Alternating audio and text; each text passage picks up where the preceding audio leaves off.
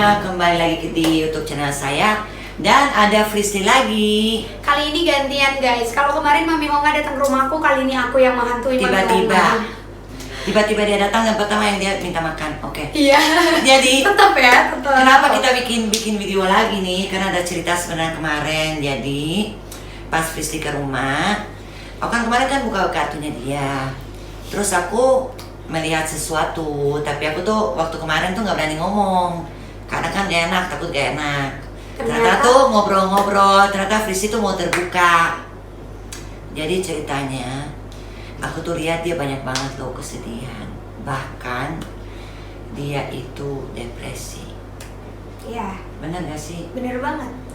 Dan ternyata dia mau cerita sama kalian, nih eksklusif ya, karena di sini dia mau cerita kenapa sebenarnya, dan semoga kita mau bisa mendapatkan solusi ya. Iya. Karena kan pengennya sih itu, aku sebenarnya pengen banget bantu dia, dan aku senang banget karena dia mau terbuka.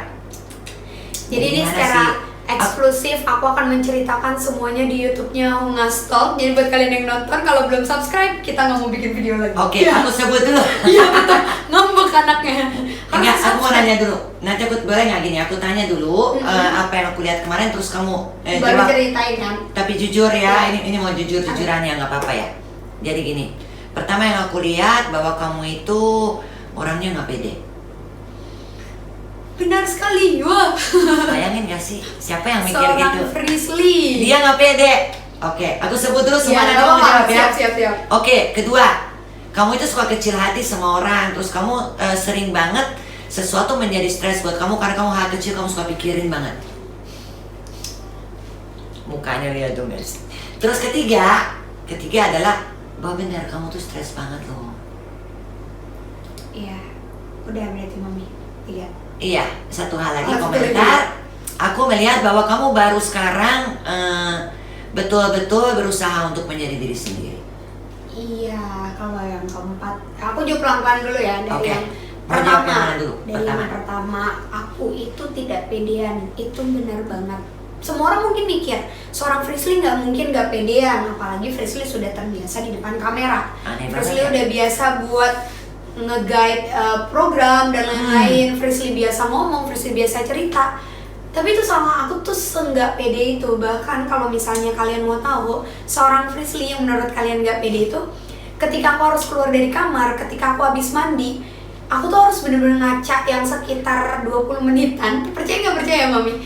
Ngaca di depan kaca dan aku harus ngeyakinin kalau Fris, yuk kamu bisa. Fris, hari ini kamu ada kegiatan, yuk tampil. Karena Coba. aku nggak pede banget Mami. Kalau syuting juga nggak pede ya? Nggak pede banget bener-bener. Padahal waktu kita syuting bareng aku sih nggak terlalu perhatiin ya. Aku juga baru dari padahal aku kenal sama dia udah lama dan deket ya, bisa dibilang deket.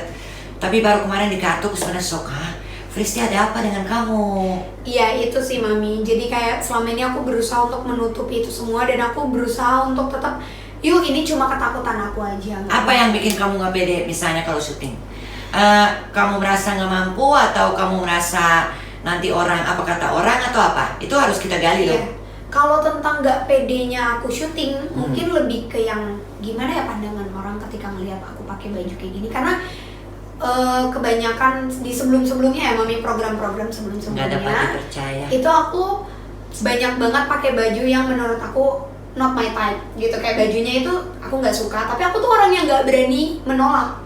Jadi ketika dapat baju yang kayak Harus gini, belajar sama aku. iya harus kayak Ingat ya, gitu. jangan dulu. Aku nggak mau pakai baju ini direkam. Aku nggak suka pakai baju ini. Aku nggak Contohnya suka. apa? Baju apa kamu nggak suka? Kalau dari warna, aku nggak suka warna hitam. Wow. Padahal biasa orang spiritual identik dengan hitam ya. Aku nggak Tapi suka. aku juga sebenarnya sukanya putih loh. Aku sukanya pink. Tapi Tapi dia nggak pinky. mungkin kan kalau program, makanya Oke. aku coba untuk menganggap oke, warna hitam doang nggak masalah. Yang kedua, aku nggak suka pakai baju yang kayak terbuka, tapi terbukanya tuh gimana ya? Ya terbuka dada atau terbuka gimana? Ya mungkin orang-orang nggak Tapi menurut kamu di situ kita nggak punya pilihan ya? Gak berani sih aku. Kalau aku lebih ke gak berani. Itu kamu salah menurutku. Iya emang dari awal. Kan mama ketawa. Emang aku dari dulu tuh gak pernah berani menolak, gak pernah berani untuk ngomong enggak, gak pernah berani untuk bilang gak suka. Aku tuh gak mau membuat dia sedih dengan aku menolak. Apa yang aku suka ajarin, tentang diri sendiri ketika kita melakukan hal yang sebenarnya kita nggak ingin apa? Ayo, harus menjadi selalu diri sendiri. Ya. Yang kita mau harus dimenangin. Sekarang guys, yang lebih serem. Benar gak sih kamu sampai stres banget dibully? Iya. Kok bisa Mami tahu? Kok bisa Mami tahu? Itu menjawab semuanya. Berarti kartu kemarin tuh bener-bener ngejawab semuanya ya, Mam? Ya cuma kan gue harus nanya kamu dong, Iya. mau cerita apa enggak? Takutnya kan. Iya. Tapi ternyata dia mau dan ternyata dia.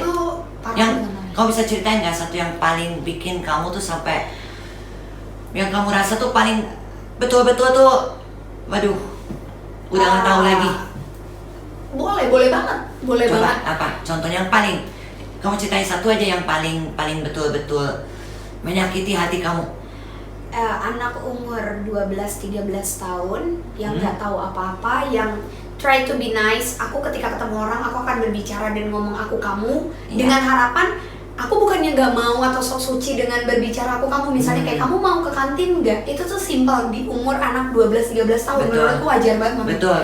Tapi itu aku dikatain so malaikat, dan aku juga bilang, tau nggak, Frisu itu pakai celana pendek terus ya, soalnya dia kan sorry ya ini kata-katanya agak itu, dia kan jablay. Itu di umur 12 tahun. Oh ya, aku di teks, di SMS sama orang yang aku tahu, "Hai Frisly, kamu lagi lo lagi ngapain? Pasti lagi nggak ada kerjaan kan? Mendingan lo ke rumah gue jadi pembantu di rumah gue." Kalau mama inget banget karena mama pernah chat itu SMS sendiri.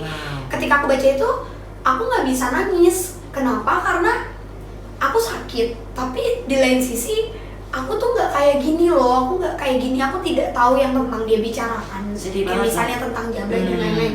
Oke, mungkin orang menganggap jablay itu kesannya berarti negatif banget. Tapi kan dibalik itu aku percaya ya semua manusia itu dilahirkan dengan kepribadian yang baik. Bahkan sekalipun pembunuh, menurut aku tetap ada sisi baiknya. Pasti. Dengan dia ngejudge aku secara jablay yang dia mungkin konotasinya negatif, menurutku itu nyakitin aku banget di usiaku yang masih 13 tahun.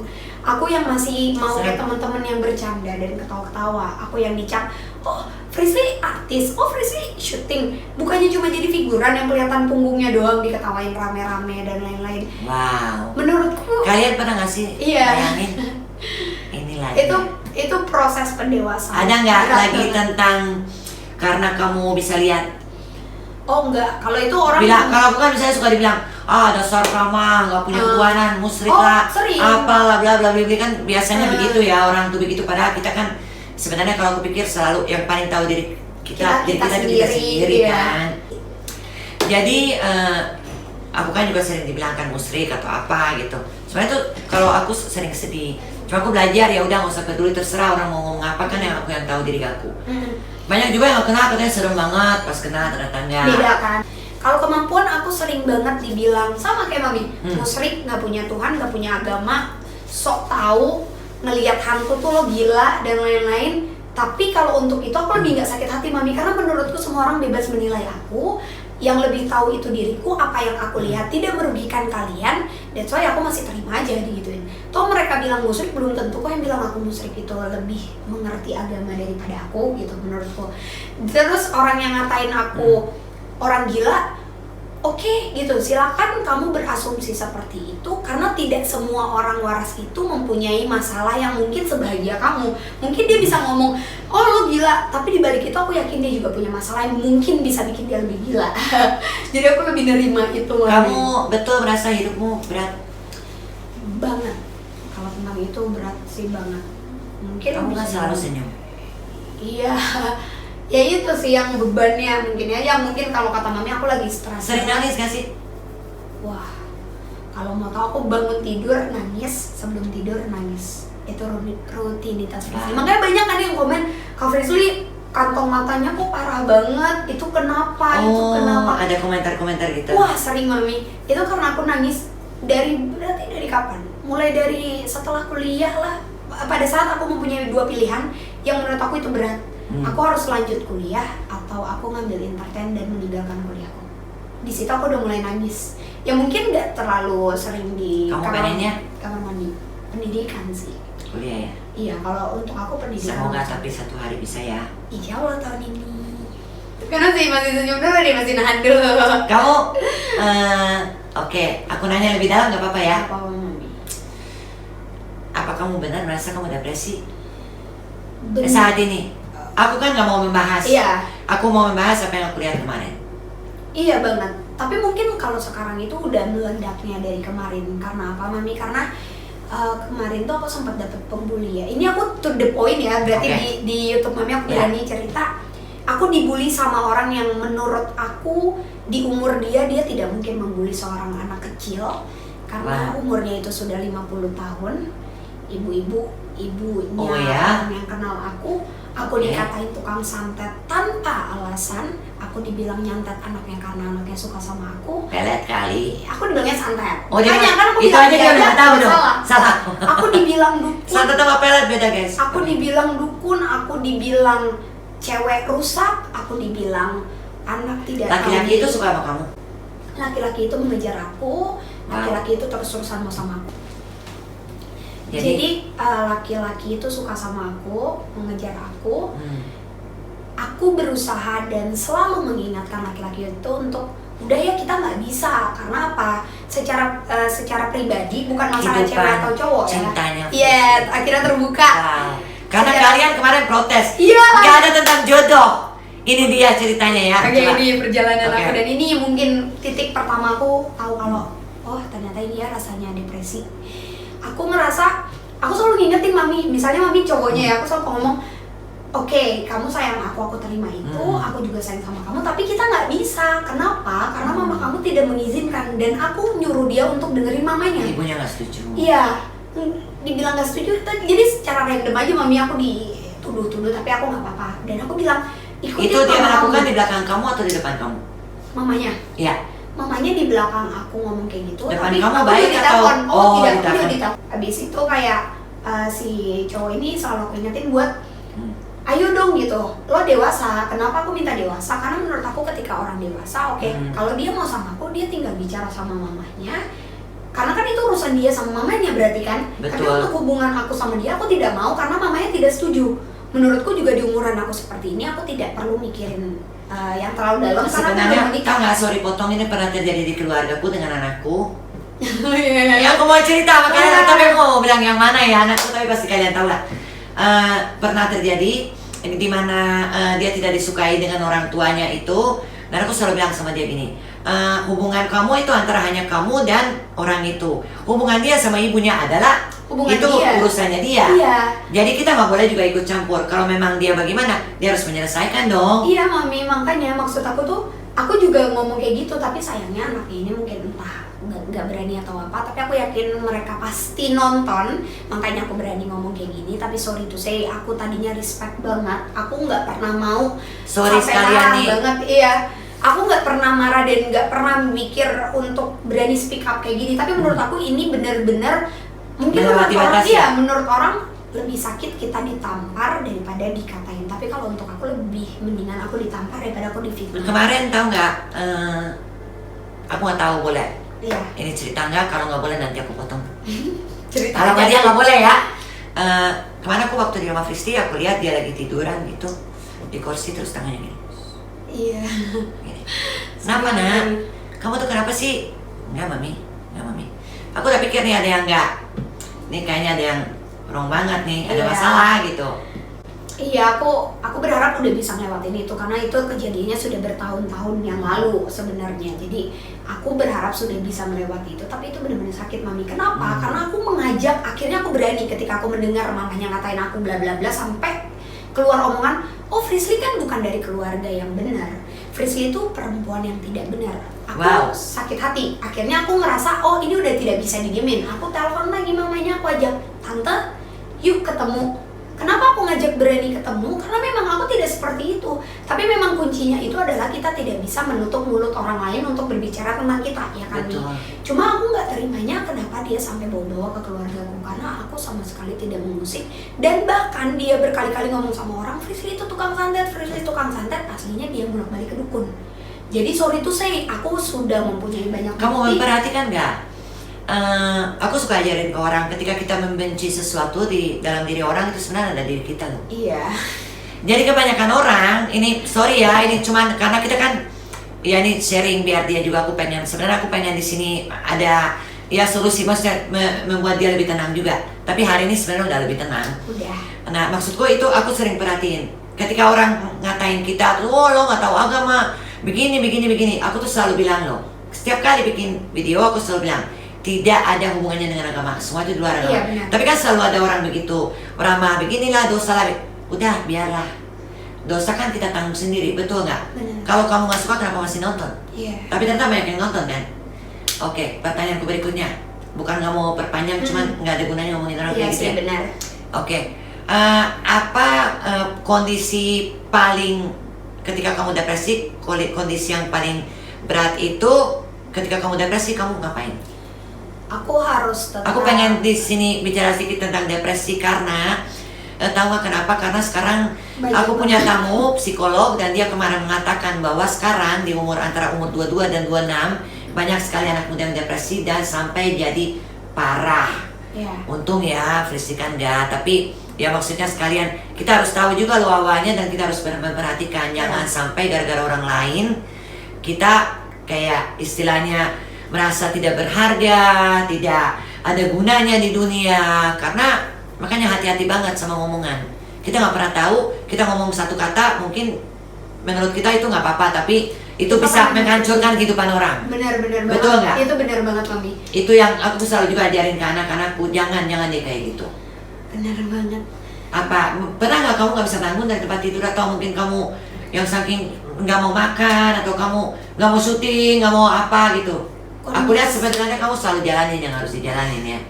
Itu dia sih mungkin kondisi paling berat. Profesional sih ya. Depresi yang aku pernah jalanin itu adalah di saat aku ngerasa aku give up, aku ngerasa melihat diriku itu gak ada harganya karena dibilang Frisly tidak pantas itu terus yang aku dapat. Aku tuh ngerasa banget kalau oh iya, apa emang aku seburuk itu ya, apa emang aku tidak pantas untuk ditonton orang lain, dilihat orang lain, bahkan berteman dengan orang lain. Terus aku ngeliat, aku bahkan nggak takut sama yang namanya meninggal. Sempat ngalamin itu, aku nggak takut sama yang namanya meninggal. Untuk nyakitin diri aku tuh udah nggak berasa dan aku melakukan itu. Aku ngelakuin itu dan aku berharapnya aku meninggal. Aku kayak nafasku rada gimana gitu. Aku berharapnya aku meninggal, Mami. Tapi ternyata anak yang so tahu ini salah urat gitu. salah. Ini aku tahu sekarang harus tahu apa nangis, tahu nggak? Karena aku masih berusaha untuk ayo. Tapi itu kesalahan aku harap kalian yang nonton tidak mengalami ini dan jangan sampai kepikiran kayak gini. Tapi itu benar, itu yang aku alamin. Ternyata mental illness ini penting banget dan harus banget kita sadari. Mungkin menurut orang kalau ada temen yang datang, gue lagi stres banget, gue lagi depresi, orang mungkin cuma nanggepin, hah ngapain lo stres? Dan tahu nggak, itu selalu terjadi, aku memperhatikan selalu terjadi sama orang-orang yang di istilahnya di ini, oh kamu tuh nggak siapa-siapa, kamu tuh begini, atau misalnya diperlakukan secara fisik, mungkin dipukul atau diapain gitu loh. Sebenarnya aku mengaku di sini ya, di keluarga saya juga ada. Iya, aku. Di antara anak-anak saya juga ada, dan aku tuh selalu sangat sedih karena aku selalu pikir gini, Tuhan itu kasih kita hidupan, menurutku itu udah hadiah yang luar biasa. Dan memang mungkin jalan kita yang melewati. Tapi aku jadi sedih deh. Iya. Kadang tuh sedih banget, maksudku gini. Ketika seseorang berpikir untuk mengakhiri hidupnya, itu menurutku tuh wow. Aku pernah lewatin itu waktu umurku 16 tahun. Aku kemarin Aku pernah dan masih kelihatan. Jadi pernah mengalami, jadi kalau orang cerita tuh ingat kayak ya, udah pernah di posisi wow, itu. Dan nggak tahu ya. Aku berharap, sebenarnya aku pengen ngomong sama kamu gini. Aku berharap semua kejadian ini seperti di aku pada akhirnya, walaupun berat gimana pun, tapi jalan itu menuju ke sesuatu yang dimana kita mengerti bahwa kita disayang banget loh sama Tuhan. Iya mami. Aku nggak tahu jadinya mau ngomong apa. Kalau aku iya Maksudnya makanya banyak yang aku mau ngomong tapi lihat dia kayak nggak bisa ngomong. aku tuh makanya berani sharing kayak gini karena itu pernah aku alami. Aku tuh bangga banget sama kamu berani loh cerita ini. Berani dong. Gila. Karena aku berharap orang-orang yang Hebat nonton banget. yang ngalamin ini mereka tidak melakukan hal yang sama apa yang mami Dan menurutku lakuin, nggak ada yang lakuin. berpikir tentang kamu kayak gini, pasti nggak ada. Iya makanya mami cuma aku tuh udah yang ngerasa Aku sebenarnya tahu dia, sorry potong, ketika dia sudah tidak membalas teleponku, yang sebenarnya jarang banget, dari 10 kali aku telepon, 9 kali dia balas atau jawab, tapi kalau udah nggak banyak ngomong dan tidak membalas WhatsApp, aku udah kadang curiga. Kenapa nih? Anak angkat gue nih lagi kenapa nih gitu. Terus aku kejar ibunya. iya soalnya yang aku alamin tuh waktu kenapa aku berani ngelakuin itu karena aku mikir apa dengan aku tidak ada aku akan meringankan beban mamaku, aku akan meringankan beban papaku, aku akan Ya ampun, ini serem banget kok bisa berpikir begitu. karena ya itu yang aku bilang Dia nggak berani apa jujur. yang diomongin sama orang terhadap aku, apa yang dibully sama si ibu-ibu itu masuk ke aku tapi tidak aku keluarkan, aku tidak Nggak jujur. cerita sama siapapun, aku keep di diri aku tahan, aku berusaha tetap ngelakuin baik orang itu, aku tetap berusaha untuk nunjukin ke mamaku kalau mereka adalah keluarga yang baik dan tidak perlu mamaku ikut campur di urusan ini. Sampai akhirnya aku nggak kuat karena setiap kali buka handphone tuh takut, aku gemeteran, aku nangis. Aku cuma bisa nangis di kamar mandi karena nggak berani mamaku ngeliat. Aku nggak berani cerita sama siapapun, aku tetap syuting. Jadi aku dengan keadaan yang seperti Tapi pasti itu, ibumu aku ada tetap feeling kan? ada, Pasti mama ada sering dong, nanya, mungkin sering nggak? nanya, kamu kenapa kak, kamu kenapa kak? Tapi aku kayak, kenapa apanya mah? Enggak lah papa, enggak apa-apa. Tapi setiap kali tidur tuh nggak bisa, yang ada di bayanganku tuh memang ya udah fresh. Apa kata Marsha saat itu? Eh, Pernah nggak sih? pernah Marsha bilang kayak kalau kamu sampai nggak ada, kan aku bilang Marsha kalau aku sampai nggak ada berarti kita akan bisa pegangan tangan secara langsung, aku bilang gitu. Terus Marshanya bilang enggak Frisley, kalau kamu nggak ada aku sama kamu nggak akan pernah ketemu lagi. Jadi aku kayak oke. Dunia akan kehilangan satu Iya. cahaya yang bersinar. Aku cuma bisa ngomong sama kamu gitu. Iya. Sebenarnya ini nggak sengaja, maksudnya ini lucu ya. Aku sebenarnya nggak ada niat bikin video panjang. Ini kayaknya aku mau bikin 2 nih jadinya nih. Karena ini gila, ini aku sampai bingung deh. Iya karena Maksudnya ya gini loh. Aku ada feeling cuman nggak pernah berpikir sejauh ini gitu loh. Saya juga sedih dengarnya. Tapi aku udah parah